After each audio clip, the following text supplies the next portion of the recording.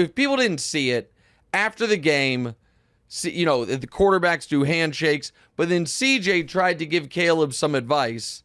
Caleb wasn't really trying to hear it. And then CJ's like, come here.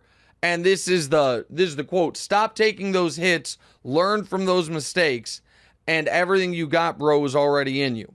Okay. So a couple things. One is, Wilds pointed this out, and it is true. It is not that common that in those post-game moments, there is referencing to things the other guy did poorly.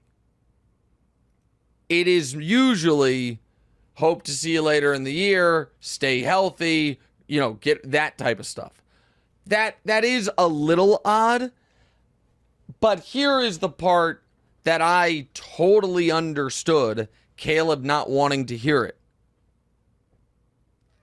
You know how old Caleb Williams is? He's 22. He turns 23 in a few weeks. You know how old CJ Stroud is? He's 22. He turns 23 in a few weeks. You're not big bro. And now CJ came out and said that's not what he was trying to do, and I believe it. I do believe him that wasn't intentional, but that's how Caleb took it, and that's how I would have taken it. I don't want, when I look at us as peers, these two guys were in college at the same time, both nominated for the Heisman, both on the dais together, and Caleb won the award. Caleb looks at you as his peer and, no doubt about it, thinks I'm better than you. Now, you can say that's crazy, that's not what it is, but when they played in college together, he was better than him. And now Caleb obviously has had a very rough opening couple games of his career. This isn't Tom Brady to Lamar Jackson. This is not let me put my arm around you and tell you all the wise lessons I've learned.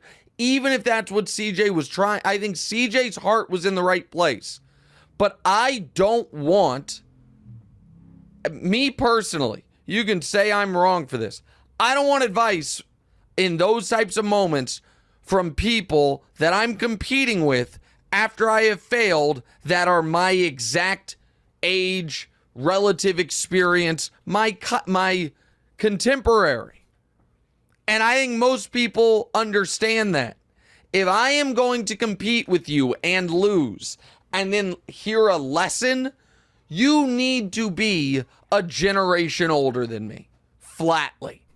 Like, it would have been weird if after the Thunder played the Spurs this year, if Chet had a good game and Wemby struggled, if Chet was like, come here, young fella, let me give you some pointers. Like, that's not, it would bother me. So people are mad at Caleb for his body language about it.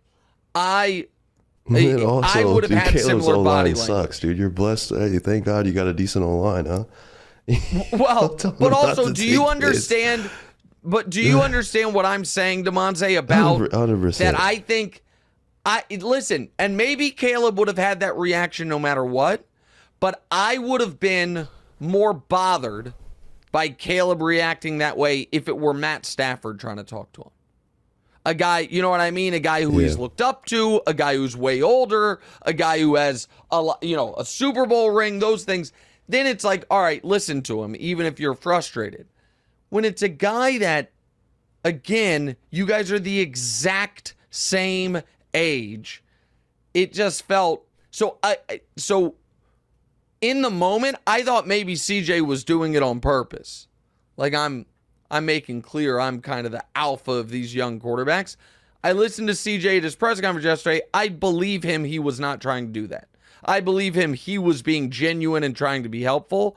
But I also do not blame at all Caleb for not wanting anything to do with it.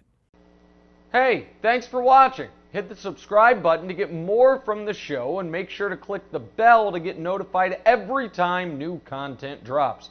Check out full episodes of What's Right wherever you get your podcasts, or just click the link in the description below.